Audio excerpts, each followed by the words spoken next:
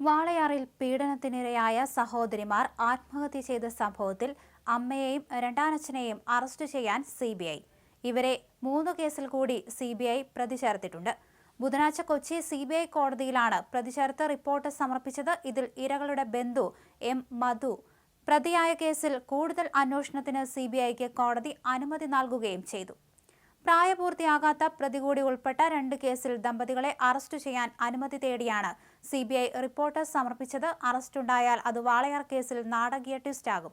അമ്മയെയും രണ്ടാനച്ഛനെയും നേരത്തെ 6 കേസുകളിൽ പ്രതിയാക്കി സിബിഐ കുറ്റപത്രം നൽകിയിരുന്നു. ഈ കേസുകളിലെല്ലാം ഇരുവർക്കുമെതിരെ സാക്ഷിമൊഴികളും രേഖകളും ശാസ്ത്രീയ തെളിവുകളുമെല്ലാം ഉണ്ടെന്ന് ബുധനാഴ്ച കേസ് പരിഗണിക്കവേ സിബിഐ ചൂണ്ടിക്കാണിച്ചു. ഇവർക്ക് സമൻസ് അയക്കുന്നതിനുള്ള നടപടിക്രമം ഈ മാസം 25-ന് സിബിഐ കോടതി പരിഗണിക്കും. ചില കേസുകളിൽ തുടരന്വേഷണം അനുവദിക്കുന്നതിലും 25-ന് തീരുമാനമെടുക്കും.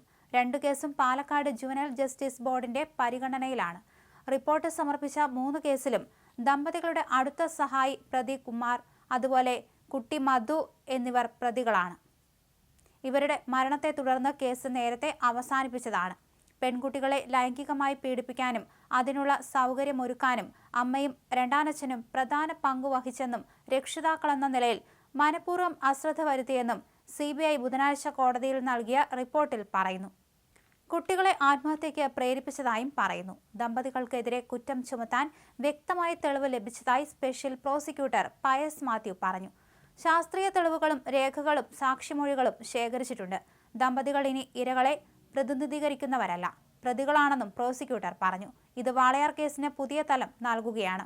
3 കേസിലും കൂടുതൽ അന്വേഷണം ആവശ്യപ്പെട്ട് സിബിഐ ഹർജികളും സമർപ്പിച്ചു. കൂടുതൽ അന്വേഷണത്തിന് ശേഷം ഈ കേസുകളിൽ സിബിഐ കുറ്റപത്രം നൽകും. ഇവർ പ്രതികളായ 6 കേസിൽ സിബിഐ മുമ്പ് കുറ്റപത്രം സമർപ്പിച്ചിരുന്നു.